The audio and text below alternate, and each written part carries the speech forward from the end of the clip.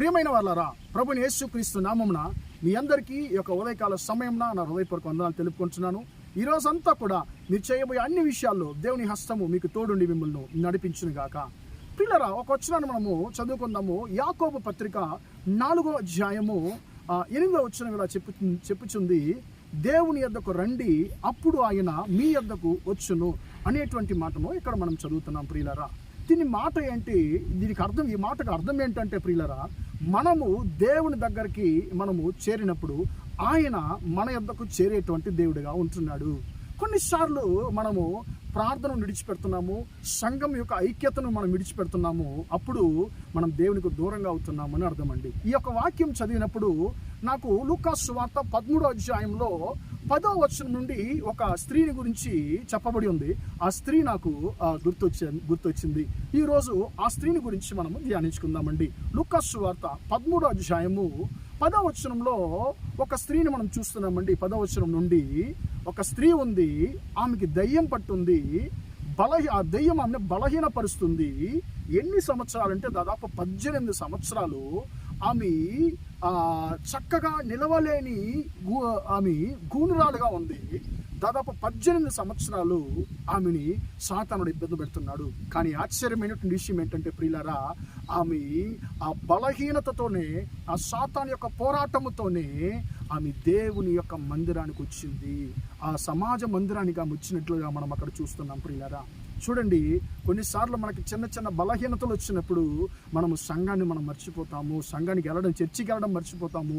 కొన్నిసార్లు మనకు చిన్న ఒక బలహీనత వచ్చినప్పుడు మనం ప్రార్థనను మర్చిపోతాము, ప్రార్థన విడిచిపెడతాం. ప్రియులారా, కానీ ఇదే లోక సంబంధమైన కార్యాలు, ఏమన్నా వైభవాలు, ఇలాంటి ఏమన్నా కార్యక్రమాలు వస్తే వెంటనే ఆ బలహీనతతో కూడా మనము సిద్ధపడి మనం సంతోషంగా వెళ్తున్నాము. లోక కార్యాలకి చూపించేటువంటి ఒక ఆసక్తిని మనము దేవునిని వెతకడంలో చూపించడం లేదు. పిల్లారా, ఈ యొక్క సహోదరి, ఈ యొక్క స్త్రీ మనకు ఈరోజు ఒక పాఠంగా ఉంది. ఆమె మనతో మాట్లాడుతుంది. ఆమె యొక్క పరిస్థితులు ఏంటి? ఒకవైపేమో సాతాను దెయ్యం పట్టుంది. ఆ సాతాను భయంకరంగా ఆమెతో పోరాడుతున్నాడు.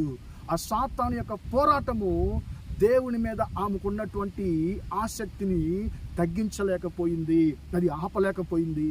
రెండోదిగా మీరు చూసినట్లయితే బలహీనత. ప్రియులారా, ఆ బలహీనత ఆమెని దేవుడి నుంచి విడదీయలేకపోయింది, దేవుడి నుంచి దూరం చేయలేకపోయింది.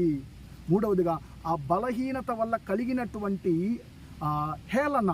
ఆమె వెళ్ళేటప్పుడు, వచ్చేటప్పుడు ఇదిగో గూణం వెళ్తుంది అని చెప్పి, ఏమమ్మా వంగుకొనే తిరుగుతావని చెప్పి ఆమెని చాలామంది హేళన చేస్తుంటారండి. ఆ హేళన కూడా ఆమెని ఏ మాత్రం కూడా కదిలించలేదు, దేవుని నుంచి దూరం చేయలేదు. ప్రియులరా, ఈ 3 విషయాలు ఉన్నా కూడా ఆమె ఒక నిర్ణయంలో చాలా కరెక్ట్గా ఉంది. అదేంటంటే, ప్రభువా, నా జీవితంలో ఎలాంటి పరిస్థితులు వచ్చినా కూడా పర్వాలేదు, నేను నీ నుండి నేను దూరం కానని చెప్పి ఆమె ఏం చేసిందంటే దేవుని మీద పట్టుదలతో ఉంది. పిల్లారా, ఒకరోజు ఆమె ఎదురు చూడనటువంటి ఒక సంఘటన ఆమె జీవితంలో జరిగింది. ఏంటది? ఆమె వెళ్ళేటువంటి సమాజ మందిరానికి యేసయ్య వచ్చాడు. ఆయన అక్కడ ఉపదేశిస్తున్నాడు. కరెక్ట్గా ఎంతోమంది అక్కడ ఉన్నా కూడా ప్రత్యేకంగా ఆమె మీద యేసయ్య దృష్టి పడింది. యేసయ్య ఆమె పిలిచాడు, ఆయన యుద్ధకు ఆమె పిలిచి తన చేతులు ఆమె మీద ఉంచి ఆమెని విడుదల చేశాడు, స్వస్థపరిచాడు. మనం చూస్తున్నాం. ప్రియులారా, ఈ యొక్క అద్భుతమైనటువంటి విడుదల, స్వస్థత ఎలా జరిగింది, ఎలా దొరికిందంటే, ఆమె బలహీనతల మధ్యను, ఆ సాతాను యొక్క పోరాటాల మధ్యను, ప్రియులారా, అపహాసాల మధ్యను ఆమె దేవుని నుంచి దూరం కాలేదు. ప్రియులారా, ఆమె ఒక నిర్ణయంతో ఉందని చెప్పి నేను అనుకుంటున్నాను. ప్రభువా, ఈ లోక సమస్యలు ఎన్నొచ్చినా కూడా నీ నుండి నన్ను వేరు చేయలేవనేటువంటి పట్టుదలతో ఆమె ఉంది. ప్రియులారా, ఆ బలహీనతలతో, ఆ యొక్క సమస్యలతో ఆమె వెళ్ళింది. కాబట్టి దేవుని యొక్క చూపు ఆమె మీద పడింది. దేవుడు ఆమెని స్వస్థపరిచినట్లుగా మనం చూస్తున్నాం. ప్రియులారా, ఈరోజు మనం ఎలా ఉన్నాం? మన ప్రార్థన జీవితంలో మనం దేవునికి సమీపంగా ఉన్నామా, లేకుంటే మనం దేవునికి దూరంగా ఉన్నామని చెప్పి మనం ఆలోచిద్దాం. ప్రియులారా, చిన్న బలహీనతలు వచ్చినా కూడా మనం సంఘాన్ని మర్చిపోతున్నాం. ఈరోజు ఈ యొక్క స్త్రీ మనతో మాట్లాడుతుంది. ప్రియమైన దేవుని బిడ్డ, నాకు దయ్యం పట్టినా, నాకు బలహీనత ఉన్నా, నాకు హేళన చేసిన, నన్ను ఎంతమంది హేళన చేసినా నేను దేవుని విడిచిపెట్టలేదు. కాబట్టి నన్ను యేసయ్య స్వస్థపరిచాడు. నేను దేవుని దగ్గరికి వెళ్ళాను, ఆయన నా దగ్గరకు వచ్చాడు. నువ్వు ఎలాగున్నావు, నువ్వు కూడా దేవుని దగ్గరకు రా, నువ్వు ఆశించేటువంటి అద్భుతాలు నువ్వు పొందుకుంటావని చెప్పి ఆ స్త్రీ మనతో మాట్లాడుతుంది ప్రియులారా. కాబట్టి మన జీవితాన్ని ఒకసారి మనం పరీక్షించుకుందామా ప్రియులారా? మన జీవితాన్ని మనం ఒకసారి పరీక్షించుకుందాము.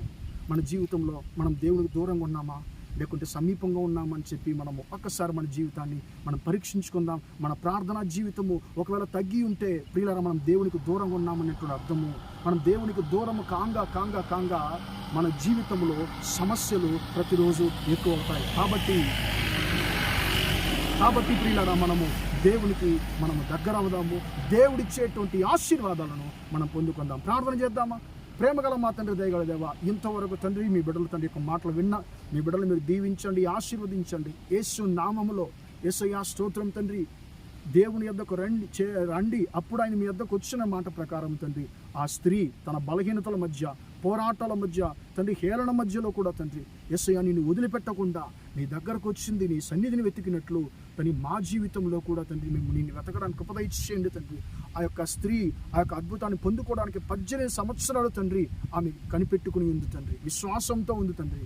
ఆ 18 సంవత్సరాల తరువాత ఆమె ఆలోచించని తండ్రి, ఆమె తలంచని ఒక గొప్ప అద్భుతాన్ని తండ్రి మన జీవితంలో చేసిన ప్రకారము యేసయ్యా మీ నుండి దూరం చేస్తున్న, మీ బిడ్డలను దూరం చేస్తున్న ప్రతి ఒక్క సాతాను క్రియలు, పోరాటాలు తండ్రి, అపహాసాలు మీ బిడ్డలు ఎదుర్కొనేటువంటి కఠినమైన పరిస్థితులు యేసు నామములో తండ్రి తొలగిపోవునుగా కానీ ప్రార్థిస్తున్నాను.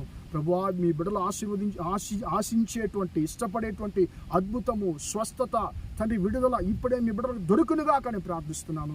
యేసు నామములో ఈరోజంతా మీ బిడ్డలు చేయబోయే అన్ని విషయాల్లో మీ హస్తం తోడు నడిపించమని యేసు నామములో ప్రార్థిస్తున్నాను తండ్రి. ఆమేన్, ఆమేన్.